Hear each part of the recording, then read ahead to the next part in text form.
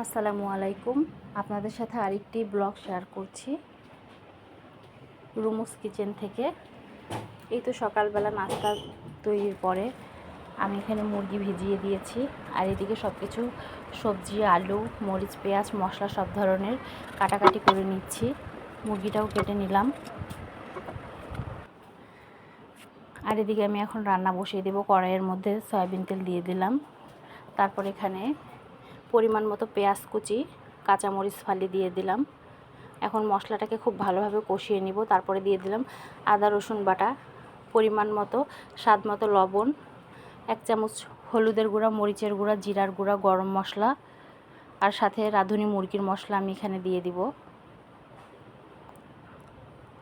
দিয়ে মশলাটাকে খুব ভালোভাবে কষিয়ে যখন মশলার মধ্যে একটু পানি দিয়ে দিলাম, যখন একটু উপরে উপরে তেল ভাসবে মনে করবেন যে মশলাটা একদম কষানো হয়ে গিয়েছে।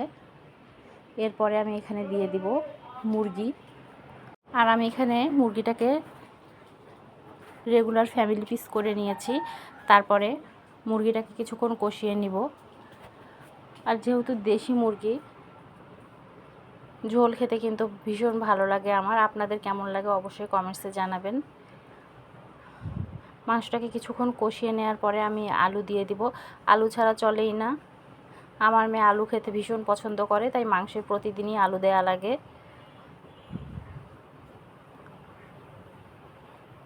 আলুটা দিয়ে কিছুক্ষণ কষিয়ে নিব। কষিয়ে নেওয়ার পরে আমি ঝোলের পানি দিয়ে দিব। আর এখানে আমি পরিমাণ মতো পানি দিয়ে দিলাম। আপনাদের সবার কী অবস্থা, সবাই কেমন আছেন, আর কে কোথা থেকে দেখছেন অবশ্যই কিন্তু কমেন্টস করে জানাবেন। আর আমার ব্লগগুলো দেখতে কেমন লাগে সেটিও জানাবেন। এদিকে আমি কিন্তু কুকারের মধ্যে ভাত দিয়ে দিয়েছিলাম। ভাতটা অলরেডি আমার হয়ে গিয়েছে। লাউটাকে কেটে নিয়েছিলাম ঝুরি করে। লাউটা এখন আমি ভাজির জন্য সেদ্ধ দিয়ে দিলাম কুকারের মধ্যে। আর এদিকে একটু ঘরটর তাড়াতাড়ি করে গুছিয়ে নিচ্ছি।